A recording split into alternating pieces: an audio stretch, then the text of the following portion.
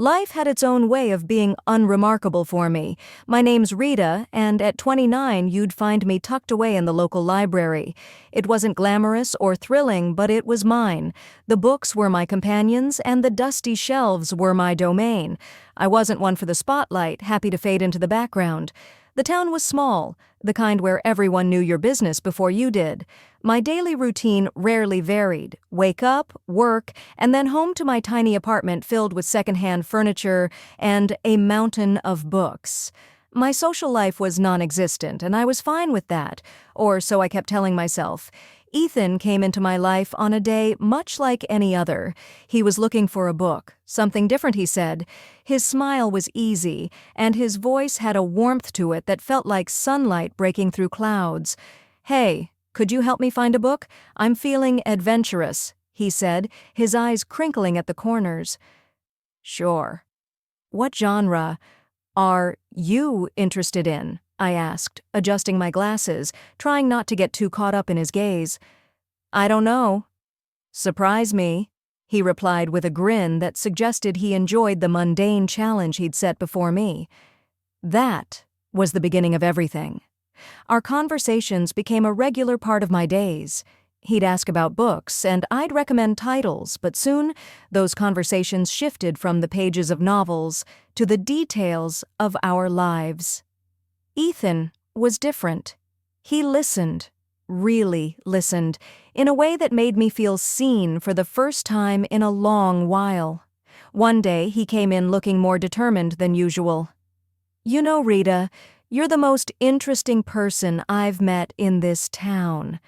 Why do you hide in here all day?" he asked, leaning on the counter, a playful challenge in his eyes. I laughed, a sound that felt strange even to my own ears. "Well, where else would I go? This town isn't exactly bursting with excitement." Ethan's response was quick. "Maybe you just need someone to explore it with. How about dinner tonight? My treat." I hesitated, not used to this kind of attention. "I don't know, Ethan."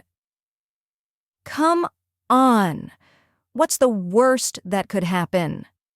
You spend an evening out with a guy who enjoys your book recommendations? Plus, I promise to make it worth your while. You can show me this hidden gem of a town," he coaxed, his confidence infectious. Against my better judgment, I found myself agreeing. "Okay, sure, but no fancy places. I don't do well with all that pomp." "Deal," Ethan said, his smile lighting up the room. "I'll pick you up at 7. Wear something comfortable." That night changed everything. Ethan showed me parts of the town I'd never seen, despite having lived here my whole life. He made me laugh, a deep, genuine laugh that I hadn't known I was capable of. He listened to my stories, my dreams, and my fears, never once making me feel small or insignificant. As we walked back to my apartment, he stopped and looked at me, a seriousness in his eyes. "Rita, I know we've only just met, but there's something about you. You're not like anyone I've ever known. You're genuine, and in a world full of fakes, that's rare." I didn't know what to say. No one had ever spoken to me like that before. "Ethan, He cut me off gently, placing a finger on my lips. "You don't have to say anything. Just know that I see you, Rita. I see the person you are, and I like what I see." Ethan had always been the sweet spot in my day, making everything seem brighter with his care and affection. He had this way of making me feel seen, calling me beautiful, kind, and smart, things I hardly believed about myself. It was his warmth that won me over, making the idea of forever seem not just possible, but desirable. When he popped the question, it felt like a dream.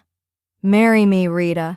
I can't imagine my life without you," he had said, his eyes shining with sincerity. I didn't hesitate. "Yes," I breathed out, feeling a mix of excitement and disbelief. But before we could get lost in the whirlwind of wedding planning, there was one crucial step we had to take: meeting his parents. Ethan had given me a heads up, a sort of pre-warning. "My folks They have a bit of a high standard for who I bring home. But don't sweat it, okay? They're going to love you once they see how amazing you are, he assured me, though his words did little to ease my nerves. I was a wreck before the meeting, rummaging through my wardrobe for something that screamed modest, yet dignified. It felt like an impossible dress code to crack. Ethan, on the other hand, was the picture of calm, almost disinterested, as if the outcome of this meeting didn't weigh on him at all. "You're overthinking it, Rita. Just wear what you're comfortable in," he said casually, which only frayed my nerves further. The day arrived, and I chose a simple blue dress that I hoped struck the right balance. As we drove to his parents' house, Ethan seemed more preoccupied with the music on the radio than the impending introduction. "You sure they're going to like me?" I asked, seeking some reassurance. They'll come around. Just be yourself," Ethan replied, his attention briefly flitting to me before returning to the road. His laid-back attitude felt jarring compared to the storm of anxiety brewing inside me. Walking up to the door of Ethan's childhood home, my heart was pounding. His earlier warnings echoed in my head, painting a picture of the scrutiny I was about to face. The door swung open, and we were greeted by Ethan's parents, their expressions hard to read. The dinner that followed was a minefield. Ethan's parents grilled me with questions that felt more like an interrogation than casual dinner conversation. "So, Rita, Ethan tells us you work at a library. Do you see yourself doing that long-term?" his father asked, his tone suggesting he found my job lacking. I fumbled for an answer, trying to sound confident. "I love working there. It's fulfilling in a way I can't quite describe," I said, hoping my passion would be enough to win them over. Ethan was strangely quiet throughout, offering little support as I navigated the barrage of questions and veiled criticisms. It felt like I was alone on the battlefield, with Ethan retreating into a role of passive observer. As we drove home, the silence in the car was deafening. I couldn't help but feel disappointed, not just in the evening's events, but in Ethan's indifference. "I thought you said they'd warm up to me." I finally broke the silence, my voice tinged with hurt. Ethan shrugged, a frustratingly nonchalant gesture. "Give it time, Rita. They just need to get to know you better," he said, his words doing little to comfort me. After a few more dinners that felt more like interrogations than friendly meals, it was clear Ethan's folks weren't my biggest fans. They saw me as some kind of gold digger, I guess, which couldn't be further from the truth. I was never after Ethan's money. Heck, I barely knew about it until he brought it up himself one evening, saying, "My parents are a bit old school, you know. They worry about the weirdest things, like money and status." One night, Ethan came home looking more serious than usual. "Babe, we need to talk," he said, avoiding my eyes. That's when I knew something was up. "What's wrong?" I asked, feeling my stomach tie up in knots. "It's my parents," he started, finally looking at me. "They're insisting we sign a prenup." "A prenup?" The word felt foreign, bitter on my tongue. "Ethan, you know I don't care about your money, right?" He sighed, running his hands through his hair. "I know, and I don't care about it either. Not when it comes to us, but they're adamant about it. They think it'll protect both of us or whatever." I was hurt, not going to lie. It felt like they were already betting on our failure. But I loved Ethan more than I cared about his parents' approval or some stupid agreement. "Fine," I said, more sharply than I intended. "Let's sign it and be done with it. Your money, my money, whatever, I don't care, I just want you." Ethan looked relieved, and a part of me hated that. "Thank you, babe. I hate this as much as you do, but it's just a piece of paper. It won't change anything between us." So we signed the damn thing. Some lawyer his parents knew drew it up, making sure neither of us could touch the other's stuff if things went south. It felt like signing a declaration of distrust before we even started, but I pushed those thoughts away. I was in love, And love was supposed to conquer all, right? Our wedding was nothing grand, just the way I wanted it. A few close friends, an intimate ceremony, and the promise of forever. I moved into Ethan's place shortly after. It was a nice house. Nothing too fancy, but it felt miles away from my old apartment. Ethan's parents lived nearby, which I soon found out meant surprise visits that were more about checking up on me than anything else. Life with Ethan started off like something out of a fairy tale, but it wasn't long before the gloss started to fade, revealing the grim reality beneath. The shift wasn't overnight, but the signs were there, creeping in slowly, eroding what we had built. His mother, Linda, was the first crack in our perfect picture. She dropped by unannounced, her eyes scanning the house like she was taking inventory. "Remember, this is Ethan's house. Everything here is his," she said, her tone dripping with condescension. I tried to keep my cool. "I'm well aware, Linda. I'm not here for your son's things. I love him." She scoffed. "Love doesn't pay the bills, dear. Just remember, if you ever leave, you leave with what you came with. Nothing." One day, she paraded around the house, pointing out every piece of furniture, every appliance, every knick-knack that Ethan owned. "See this couch? Ethan's. That painting? Also Ethan's. Remember, dear, in case things go south, you have no claim over any of it," she said, her voice laced with venomous sweetness. It was as if she relished reminding me of my place in their world. Ethan's father, George, wasn't any better. He and Linda acted like they owned our house, not just visiting. They'd demand coffee the moment they walked in, critique how I made it, too weak or too strong, then sit in front of the TV, expecting me to wait on them hand and foot. "Grab us some of those chips, will you? And maybe wash those clothes piling up in the corner while you're at it," George would say, not even bothering to look at me. The worst part? Ethan never said a word against it. He'd laugh along, adding his own jabs. "Yeah, she's still learning how to do things right around here. Give her time." I felt like I was losing my mind. This wasn't the man I married. This was someone else, someone cruel and dismissive. "Do you even hear yourself? How can you let them treat me like this?" I'd confront Ethan after his parents left.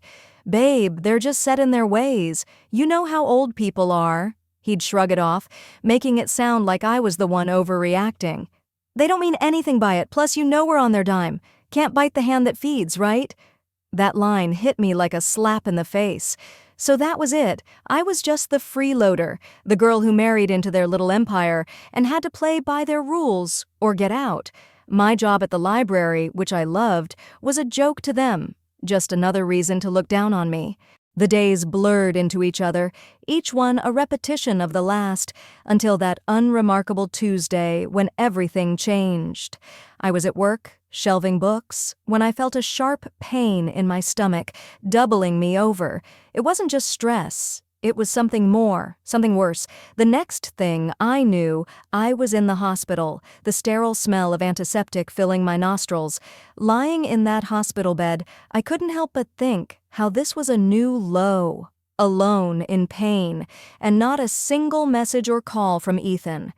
Just when I thought things couldn't get any darker, a knock on the door heralded a visitor I never expected. "Rita Turner?" The man at the door was dressed in a suit, holding a briefcase, looking wildly out of place in the sterile hospital room. "Yeah, that's me. Who are you?" My voice was weak, tired from the pain and the endless cycle of disappointment. "I'm Michael Johnson, a notary. I have something important to discuss with you." His tone was formal, but there was something in his eyes that made me want to listen. I motioned for him to continue. Curiosity piqued despite the situation. "It's about your great-uncle, Edward Turner. He passed away recently and, well, you're his sole heir, Rita. He left you an inheritance." The words didn't make sense at first. "Are you sure you've got the right person? I haven't seen him for 15 years. Michael nodded. "Quite sure. He was a private man, but always remembered you. Wanted to make sure you were taken care of." Lying in the hospital bed, feeling a mix of confusion and anticipation, I watched as the notary prepared to delve into the specifics of my great-uncle's will. He cleared his throat, opened his briefcase, and laid out the documents in front of him. Rita, your great-uncle was a man of substantial wealth and taste. He left you quite the inheritance. We're not just talking about cash here, though there's plenty of that. $20 million to be exact. Michael began, his voice steady and matter-of-fact. I blinked, still trying to wrap my head around the numbers. $20 million? I echoed, feeling my voice crack. That's right, he continued, unfazed by my shock. But there's more. You're also inheriting shares in several large companies. These are not minor investments. We're talking significant stakes in some of the most stable and profitable firms out there. My mind raced, trying to comprehend the magnitude of what he was saying. Owning parts of companies I'd only heard about on the news seemed like a fantasy. And there's the property. Michael went on, flipping through the papers. An old, large house in one of the most prestigious areas. It's not just any house, Rita. It's a mansion, with history, acres of land, and it's all yours now. I tried to imagine the house, the kind of place I'd only seen in movies. It was overwhelming, to say the least. Don't forget about the antique car, he added with a slight smile, as if anticipating my reaction.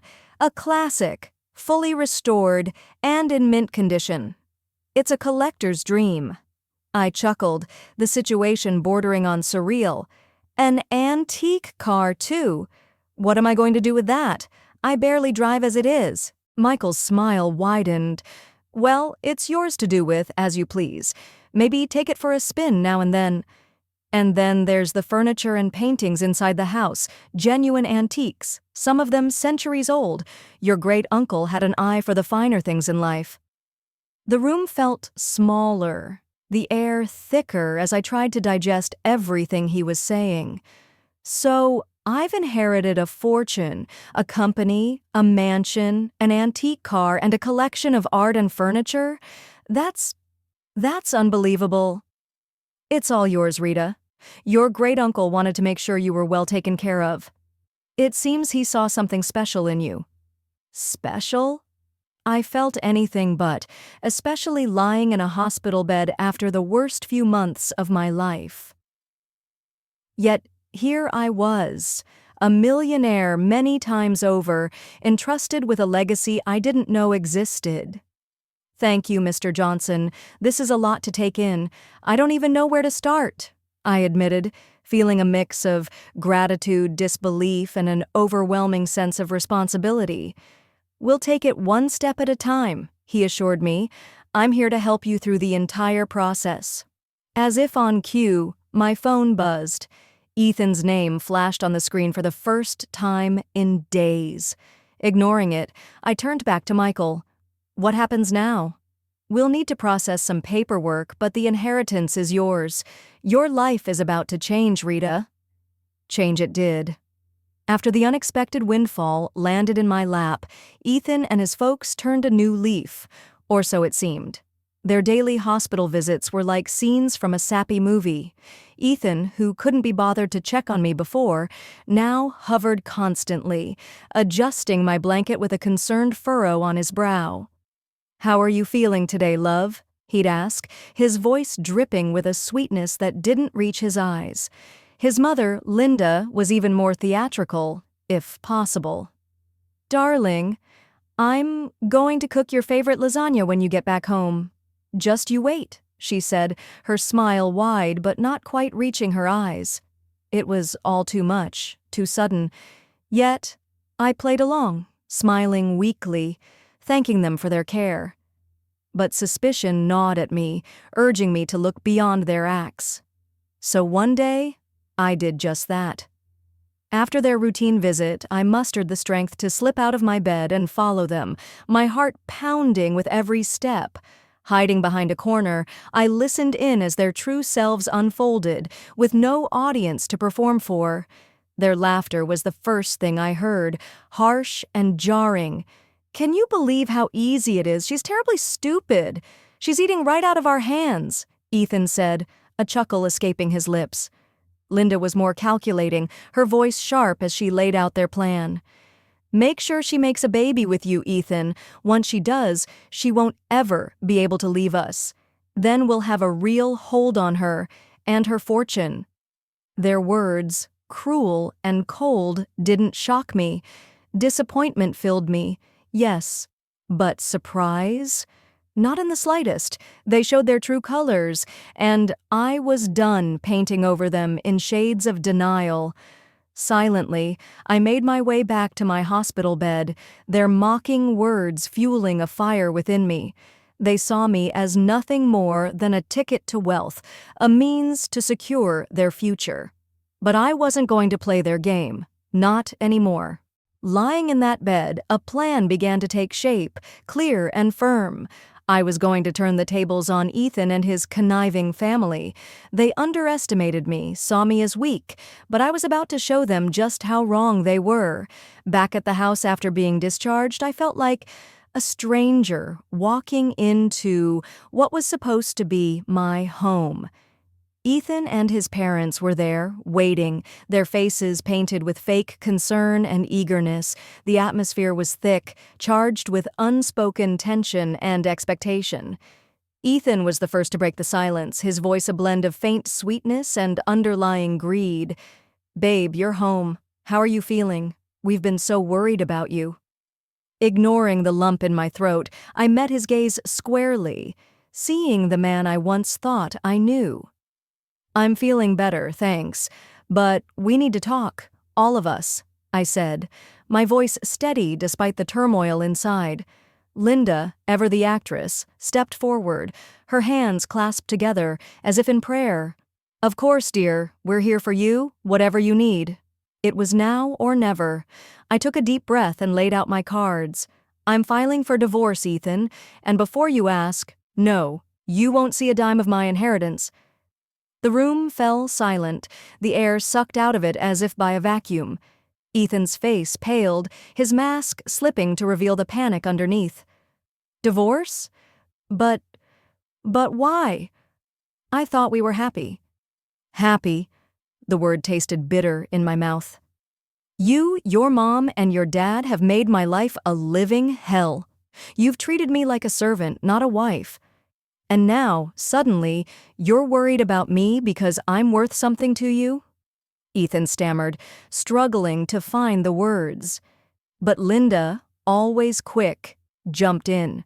"This is nonsense. We've always treated you like family. You're imagining things, dear." Rolling my eyes, I pulled out the prenuptial agreement from my bag, waving it in front of him. This is what saved me. You thought you could play me, but I'm not the naive girl you took me for." George, silent until now, finally spoke, his voice a mix of anger and defeat. "You'll regret this. We're your family." "No," I said firmly. "You were never my family. A family doesn't treat one of their own like dirt and then turn sweet when money comes into the picture. I'm done here." Moving into my own place was the breath of fresh air I desperately needed. The apartment was small and cozy, a stark contrast to the life I'd left behind. It wasn't just a new living space, it was my declaration of independence, my fresh start. The phone call started almost immediately. Ethan, with his voice dripping with desperation, was the first to break the silence. "Rita, please, you've got to come back. We can work this out. I know we can." His pleas fell on deaf ears. I was done, and no amount of begging could change that. "Ethan, it's over. I'm not coming back. You need to accept that," I said, my voice firm, leaving no room for negotiation. Not long after, Linda chimed in, her tone a toxic mix of anger and guilt tripping. "Ungrateful! After everything we've done for you, you owe us, Rita. You're making a huge mistake." "Owe you? For what, Linda? For making me feel like nothing more than a burden? No, I don't owe you anything. Goodbye." Hanging up on her felt like shedding a heavy weight, a final cut from the ties that bound me to a life of misery. The divorce was a relief, a clean break from a past that had threatened to consume me. Through friends, I heard about the fallout between Ethan and his parents. The irony wasn't lost on me. The very document they had insisted on, the prenuptial agreement, was now the source of their family strife. With my great-uncle's inheritance securely in my name, I found purpose and generosity. A significant portion went to charities that mattered to me, causes that would make a difference in the world. But it was the bookstore that became my passion project, a cozy haven for lovers of old and rare books. It was my way of reconnecting with the world on my terms. My journey hadn't been easy, fraught with challenges and heartache. But standing in my bookstore, surrounded by the stories of countless others, I knew I had found my happy ending. It wasn't just about moving on from Ethan and his family's manipulation. It was about rediscovering who I was and what I loved. Here's to new beginnings, I toasted to myself one quiet evening after closing up shop. The road ahead was uncertain, but it was mine to travel, filled with possibilities and the promise of newfound happiness.